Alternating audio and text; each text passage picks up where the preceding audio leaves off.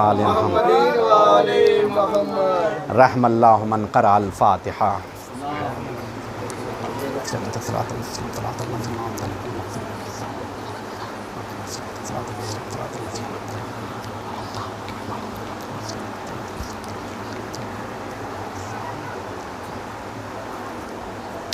اعوذ باللہ من الشیطان الرجیم. بسم اللہ الرحمن الرحیم. وبہ نستعین وخیر ناصر ومعین. اما بعد فجاء فی زیارت آل یاسین السلام علیک یا باب اللہ و دیان دین. صلوات پڑھ دے بر محمد و آل محمد.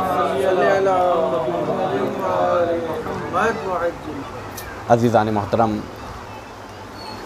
بزرگ کے ہوتے ہوئے زبان کھلنا یہ معجزے سے کم نہیں ہے. چونکہ شاید آپ لوگ جانتے ہیں یا نہیں جانتے ہیں، اور یہ خوش نصیبی ہے، بغیر پوچھے ایک اعلان بھی کر دیتا ہوں کہ قمر بھائی کے بھائی ہیں اور ٹور الرحمان ٹور کے مین اور ہیڈ ہیں جناب عطا حیدر صاحب.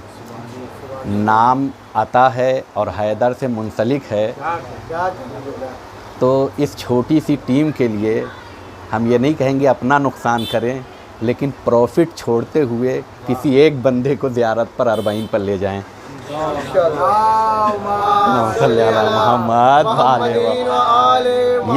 یہ میں نے اس لیے بڑے احترام سے اور بڑے اطمینان سے کہا ہے کہ میں ایک جگہ گیا چھتیس گڑھ میں، رائے پور نام سنا ہوگا.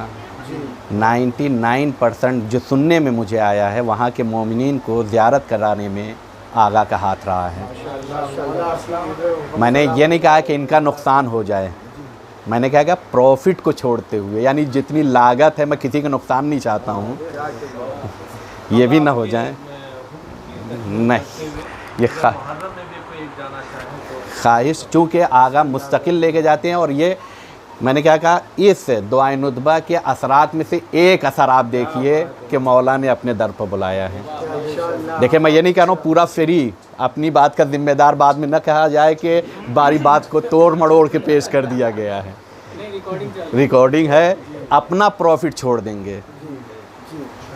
اگر یہ تو آپ لوگ ان سے کانٹیکٹ کر سکتے ہیں انشاءاللہ، جو بھی ہے انشاءاللہ. چونکہ یہ دعائے ندبہ ٹیم واقعاً یقین جانیے ایک بہت عظیم کام انجام دے رہی ہے. مختلف جگہوں پر اور مقامات پر جا کر مولا کا ذکر کر کے بتانا چاہ رہے ہیں کہ ہم کسی بھی زمین کو ذکر آل محمد سے اور ذکر مہدی سے خالی نہیں چھوڑیں گے، کیونکہ ہر زمین گواہی دے گی. دیکھیں، ایک دو پیغامات جو تھے ماشاءاللہ سے بڑی خوشی ہوئی، جو میں نے آپس میں گفتگو کی تھی کہ حدیث کے اوپر کوئی نہ کوئی ایک جملہ لکھ کر بھیجے گا. میرے پاس پرسنل بھی آیا، گروپ میں بھی آیا ہے، اور وہ جملات دیکھ کر بڑی خوشی ہوئی کہ انسان کا ذہن آل محمد کے عنوان سے جب استعمال کیا جاتا ہے تو بلندی پاتا ہے. لہذا بہت اچھے اچھے جملات. کیا ہمارے پاس صرف یہی رہ گیا ہے کہ ہم دوسروں کے اقوال زرین پڑھیں؟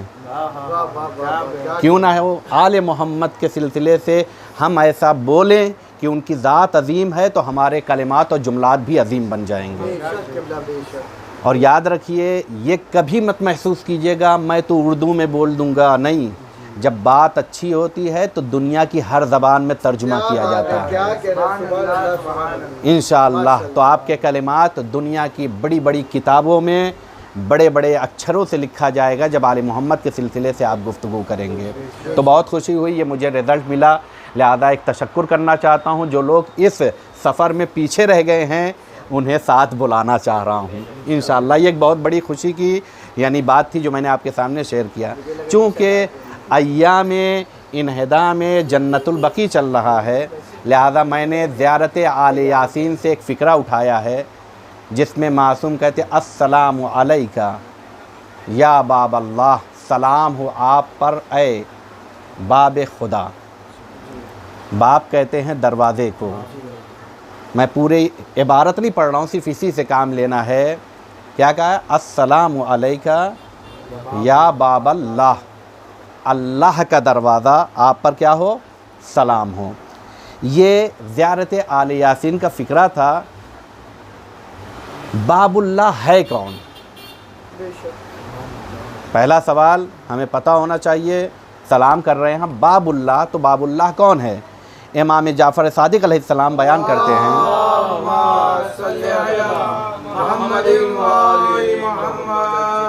الاوصیاء ہم ابواب اللہ، اوصیاء خدا اور اوصیاء الہی، اولیاء الہی کیا ہیں؟ ابواب اللہ، اللہ کے دروازے ہیں۔ باب یعنی دروازہ، ابواب جمع ہے، اللہ کے دروازے ہیں۔ التی یؤتی منہا، وہ دروازے جن کے ذریعے سے خدا تک پہنچا جاتا ہے۔ کیا کیا جاتا ہے؟ یؤتی منہا، جن دروازوں کے ذریعے سے۔ ولولاہم ما عرف اللہ، اور اگر یہ ابواب الہی نہ ہوتے تو خدا کی معرفت نہ ہوتی۔ کیا نہ ہوتی؟ خدا کی معرفت نہ ہوتی۔ حدیث قدسی میں بھی آپ لوگوں نے پڑھا ہوگا، کنت کنزا مخفیا، میں چھپا ہوا خزانہ تھا، فاحببت ان اعرف فخلقتک، میں نے چاہا کہ میں پہچانا جاؤں تو میں نے کیا کیا ہے؟ آل محمد کو خلق کیا ہے۔ تو کیا ہے آل محمد؟ معرفت الہی کا ذریعہ ہے۔ امام یہی کہہ رہے ہیں۔ اس کے بعد صرف یہی نہیں، مولا کہتے ہیں وبہم، اور انہی ابواب الہی کے ذریعے سے احتج اللہ، اللہ حجت قائم کرتا ہے، دلیل قائم کرتا ہے علی خلقہ، اپنی مخلوق پر۔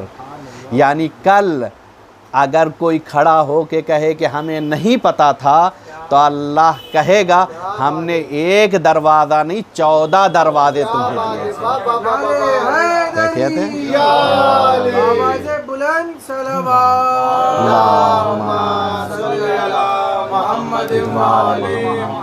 یعنی کل یہ کہہ دے کہ اللہ ہم کیسے تجھے پہچانتے، تیری معرفت کیسے حاصل کرتے، کیسے تیری بارگاہ میں آتے، تو اللہ نے کیا کہا کہ ہم نے ایک نہیں بلکہ 14 عظیم دروازے۔ اور ابھی ہم نے دعائے ندبہ پڑھا ہے، اس میں معصوم کیا کہتے ہیں؟ این باب اللہ الذی یؤتی منہ، کہاں ہے وہ دروازہ جس کے ذریعے سے اللہ تک کیا کیا جاتا ہے؟ پہنچا جاتا ہے۔ این باب اللہ، کہاں ہے اللہ کا دروازہ؟ الذی منہ یؤتی، وہ دروازہ جس کے ذریعے سے وہاں تک آیا جاتا ہے، پہنچا جاتا ہے۔ میں صرف الفاظ حدیث کو زیادہ آپ کے سامنے پیش کر رہا ہوں چونکہ ایک منزل تک آنا ہے۔ دیکھیے یہ بات تواتر سے ثابت ہے، میں نے حدیث بھی پیش کر دیا، دعائے ندبہ کا فقرہ بھی، زیارت آل یاسین کا فقرہ بھی پیش کر دیا کہ باب اللہ ائمہ اہل بیت ہیں۔ تواتر سے ثابت ہے کہ باب اللہ کون ہے؟ ائمہ اہل بیت ہیں۔ اب چلتے ہیں قرآن میں، اللہ تعالیٰ کہتا ہے وَأْتُوا الْبُيُوتَ مِنْ أَبْوَابِهَا، کیا کرو؟ وَأْتُوا الْبُيُوتَ مِنْ أَبْوَابِهَا، گھروں میں جب داخل ہو تو کیا کرو؟ اس کے دروازے سے آؤ۔ کیا کرو؟ کیا کرو؟ وَأْتُوا، جب بھی گھروں میں آؤ تو کیا کرو؟ بِأَبْوَابِهَا، اس کے دروازے کے ذریعے سے آؤ۔ یہ اخلاقی نقطہ ہے۔ میں نے کیا کہا؟ یہ اخلاقی نقطہ۔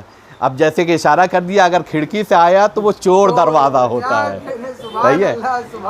تو اس کا پھر اخلاق سے تعلق نہیں ہوتا ہے، اور جہاں اخلاق نہیں ہوتا ہے پھر وہاں نہ دین پایا جاتا ہے نہ شریعت پائی جاتی ہے۔ کیونکہ میں نے کیا کہا؟ دین کو 3 حصوں میں ڈیوائیڈ کیا جاتا ہے، ایک حصہ اخلاقیات میں سے آتے ہیں۔ یہ آپ غور کیجئے گا۔ تو اللہ کیا کہتا ہے؟ ہم نے تمہیں حکم دیا ہے وَأْتُوا الْبُيُوتَ، گھر میں جب آؤ تو کیا آؤ؟ بِأَبْوَابِهَا، معرفت کا گھر، معرفت یا یوں کہے توحید کے گھر میں داخل ہونا ہے۔ کیا کرنا ہے؟ توحید کے گھر میں داخل ہونا ہے۔ معرفت توحید اگر حاصل کرنا ہے تو اللہ کیا کہتا ہے؟ اس کے دروازے سے آؤ۔ جو کھڑکی سے آئے گا تو پھر توحید کیسی ہوگی کہ یا تو جہنم میں اس کا پیر ڈال بیٹھو گے، اشارہ سمجھیے گا۔ صلوات پڑھ دے اللہم صلی علی محمد۔ اخلاق کا راستہ چھوڑو گے تو معرفت الہی سے دور ہوتے چلے جاؤ گے۔ لہذا اللہ کہتا ہے کیا کرو؟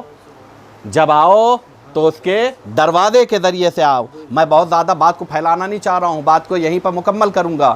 دیکھیں دروازہ جب ہم نے کہا ہے کہ یہ تواتر سے ثابت ہے آل محمد ہیں، تو سوال یہ ہے کہ آل محمد کو باب اللہ سے کیوں تشبیہ دی گئی؟ کیا ہوئے؟ باب اللہ سے کیوں تشبیہ دیا گیا، کیوں باب اللہ کہا ہے؟ دیکھیں 2 یا 3 پوائنٹ کی جانب اشارہ میں کروں گا۔ گھر کا دروازہ گھر میں داخل ہونے کے لیے سب سے صحیح راستہ ہوتا ہے، یا اور کہ درست راستہ ہوتا ہے، اور ہم ہمیشہ نماز میں پڑھتے ہیں اہدنا الصراط المستقیم۔ کیا کیجئے؟ یہ تو کوئی نہیں کہہ سکتا ہے نا، یہ چونکہ ہم یہ کہتے اہدنا الصراط المستقیم، تو سیدھا راستہ گھر میں داخل ہونے کا کون سا ہے؟ یہ میں کوئی اپنے دین کی بات نہیں کر رہا ہوں، کسی بھی مذہب سے آپ جا کے دیکھیے، اس کے گھر میں داخل ہونے کے لیے وہ سیدھا راستہ کیا کہتا ہے؟ دروازے سے آئیے۔ تو دروازے سے آنا صحیح، درست اور سیدھا راستہ کہلاتا ہے۔ تو پہلی تشبیہ یہ ہے کہ باب اللہ ہیں، یعنی اللہ تک پہنچنے کے لیے سیدھا راستہ اگر کوئی ہے تو وہ آل محمد ہیں۔ اور یہ تو ہماری خوش نصیبی ہے جب حروف مقطعات کو الفاظ یا یوں کہا جائے جملات بامعنی میں تبدیل کیا جاتا ہے تو صراط علی حق میں تبدیل ہوتا ہے یا نہیں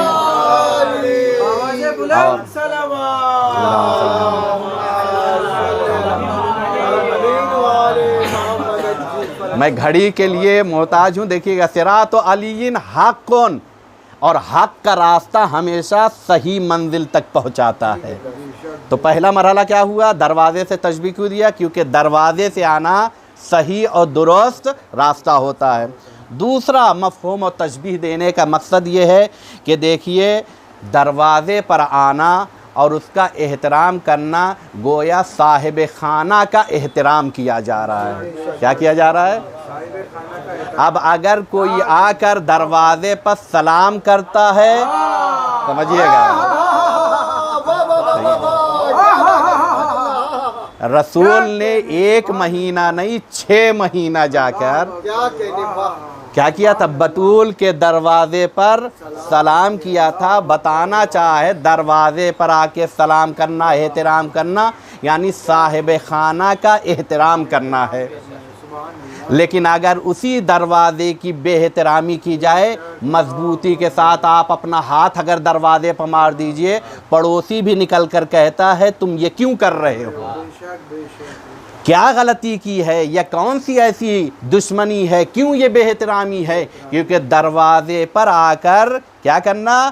لات مارنا، ہاتھ مارنا، بغض نکالنا، یہ بے احترامی کی دلیل ہوا کرتی ہے۔ کس کے لیے؟ صاحب خانہ کے لیے۔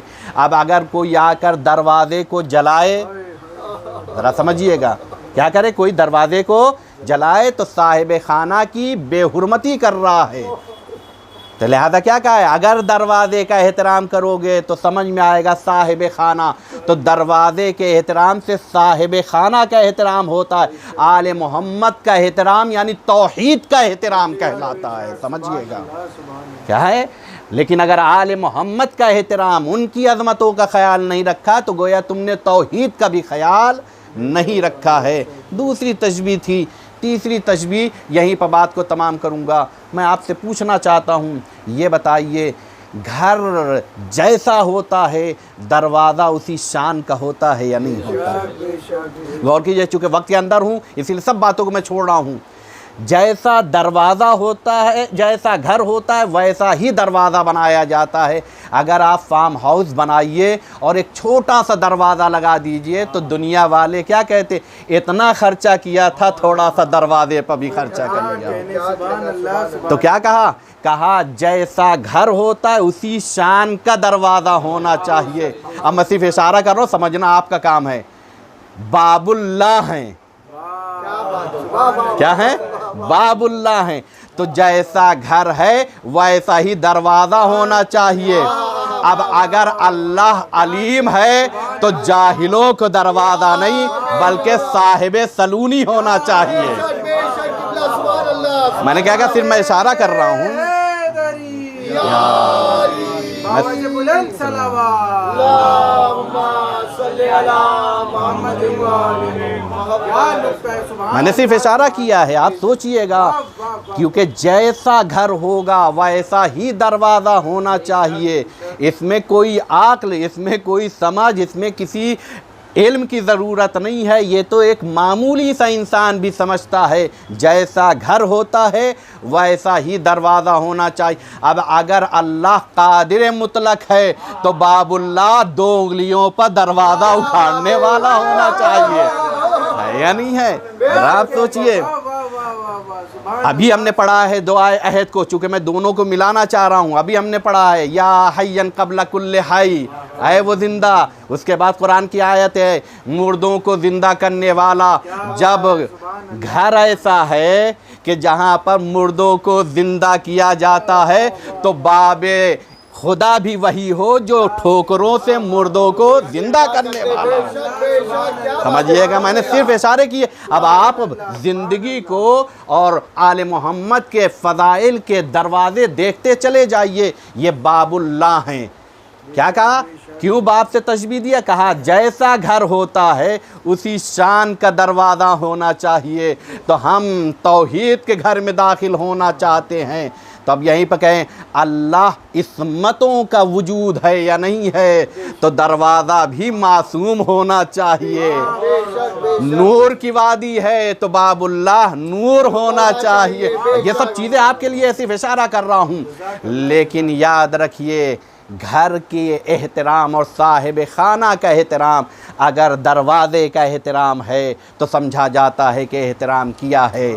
اب اگر میں صرف اشارہ کر رہا ہوں، چونکہ میں نے کیا کہا انہدام جنت البقیع بات کو تمام کیا، خانہ رسول پر نہیں بلکہ رسول میدان جنگ میں ہے، ایک خیمہ لگا ہوا ہے، اگر ایک خیمے کے ایک پردے پر حملہ کر دیا جائے تو رسول کہتے تم نے نبی کا احترام نہیں کیا ہے۔ غور کیجئے گا، تم نے کیا نہیں کیا ہے؟ نبی کا احترام نہیں کیا ہے۔ وہ نبی جو ہمیشہ اخلاقیات کا مظاہرہ کرتا ہے، انسانوں کو عظمت عطا کرتا ہے، وہ کہتا ہے من لہذا الکلب، کون ہے جو اس کتے کے مقابلے میں جائے۔ یہ پیغام تھا شاید ایک رہتی دنیا کے لیے، جو خانہ نبی کے ایک پردے کو چاک کرتا ہے وہ انسانوں میں نہیں رہ جاتا ہے، تو جو خانہ زہرا کو اور ائمہ اہل بیت کے مزارات کو جو ان کا مرکز ہے اسے مسمار کرتا ہے تو پھر انسانوں میں اس کا شمار نہیں ہوتا ہے۔ یہ ایام انہدام جنت البقیع ہیں، دشمنوں نے جنت البقیع کو منہدم کر دیا، 1 مرتبہ نہیں 2 مرتبہ۔ ابھی جو انہدام کی تاریخ ہے 1344، ابھی 1445 چل رہا ہے، تقریباً 101 سال ہو رہا ہے۔ دشمن نے کیوں اسے مسمار کیا؟ صرف سوال کا جواب دے کے تمام کروں گا۔ دشمن کا مسمار کرنا بتاتا ہے کہ ہم زبان سے کہتے ہیں کہ یہ مر جاتے ہیں لیکن یہ زندہ ہیں۔ کیوں؟ اس لیے کہ یہ باب اللہ ہیں، مرکز ہدایت ہیں، قبر میں ہیں لیکن پھر بھی مرکز ہدایت ہیں، اور مسمار کرنا دلیل ہے کہ تم بھی سمجھ رہے ہو یہیں سے ہدایتیں مل رہی ہیں۔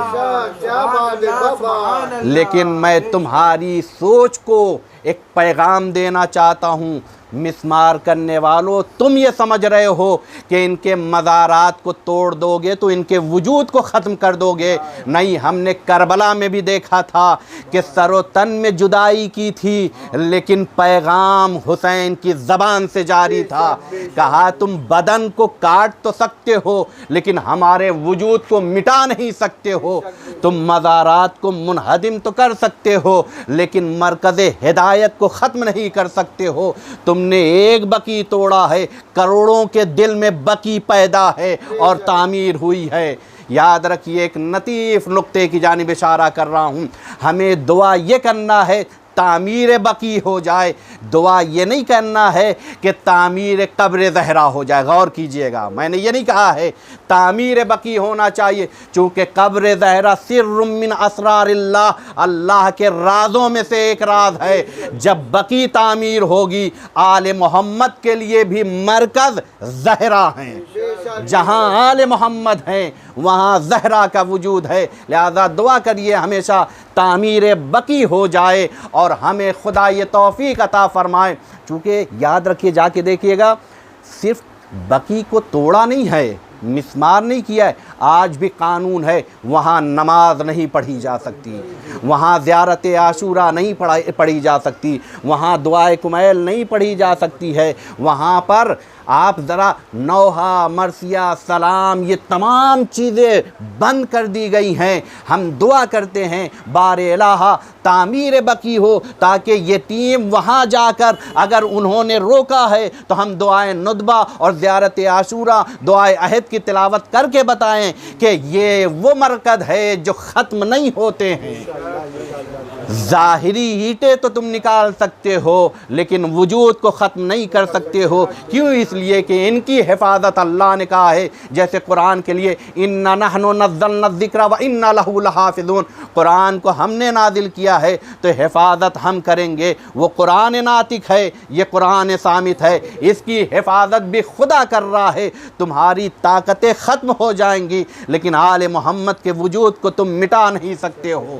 لہذا چند اینٹیں نکال کر تم یہ نہ سمجھنا کہ تم نے آل محمد کے وجود کو ختم کر دیا ہے، نہیں، تم نے 2 اینٹیں نکالی ہے لیکن آل محمد دنیا کے لیے روز بروز واضح ہوتے جا رہے ہیں۔ کیوں؟ اس لیے کہ باب اللہ ہیں۔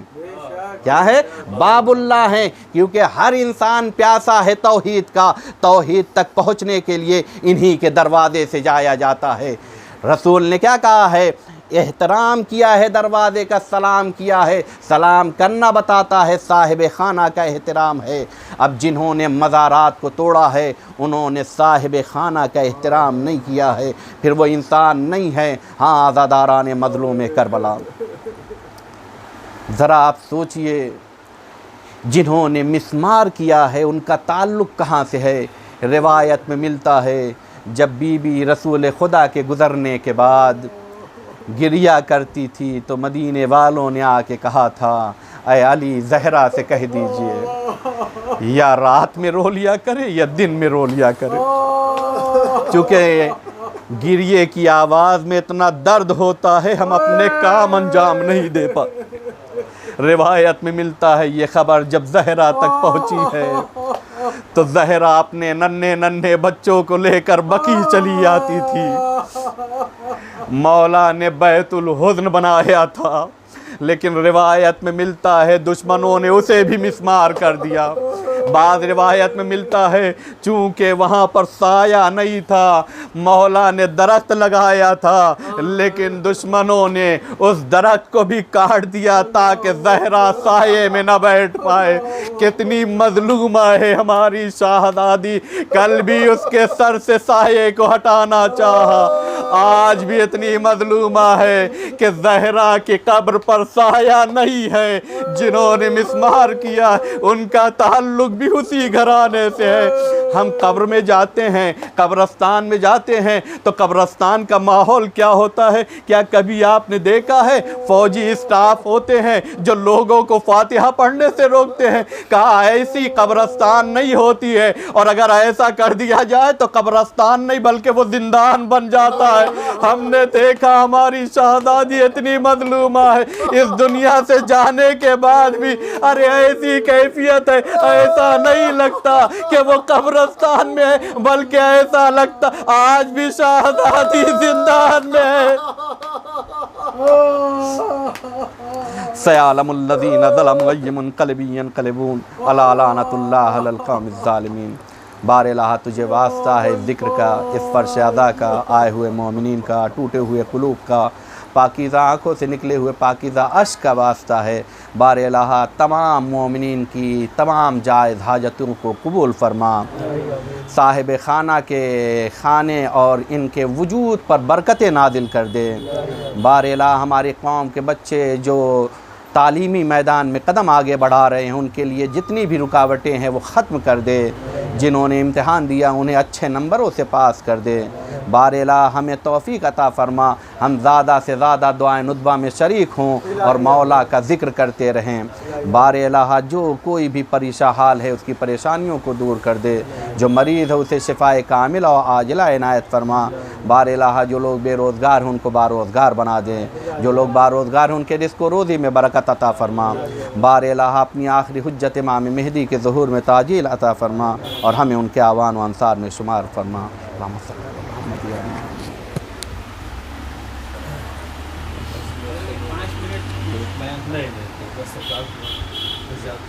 میں اس لیے آیا ہوں چونکہ میں مقدمہ ہوں۔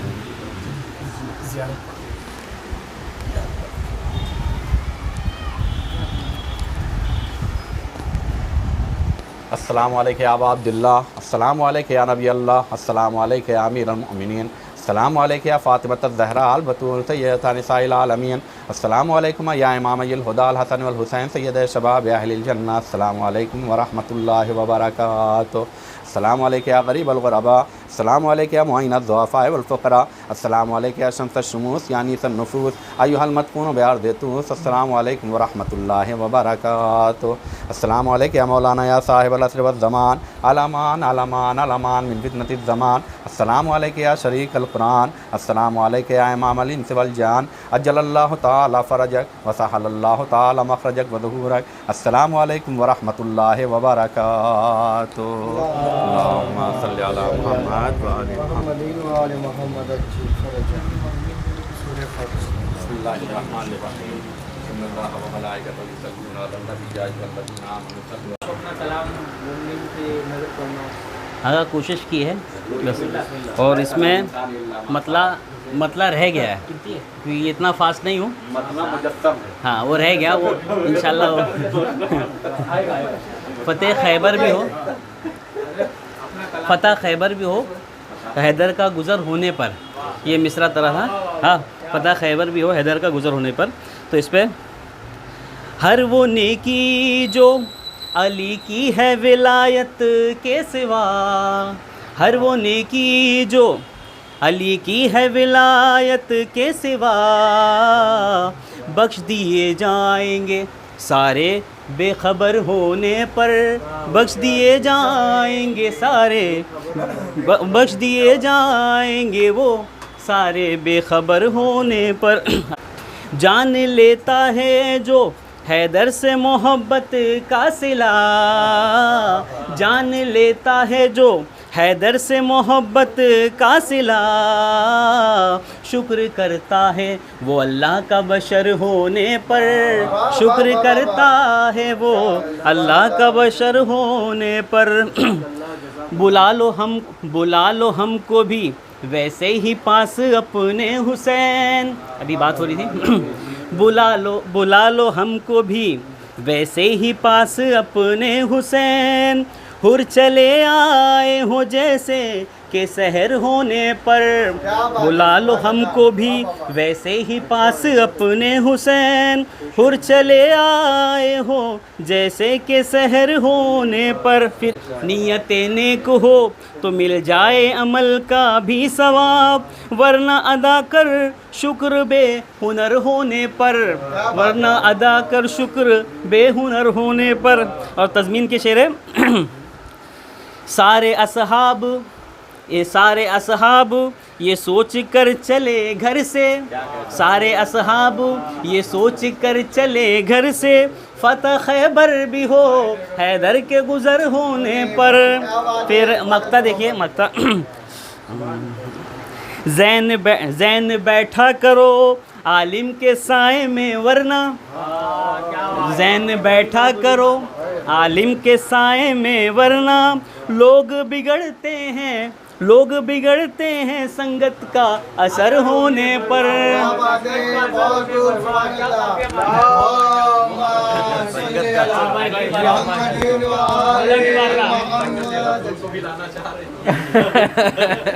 سبحان اللہ، سبحان اللہ۔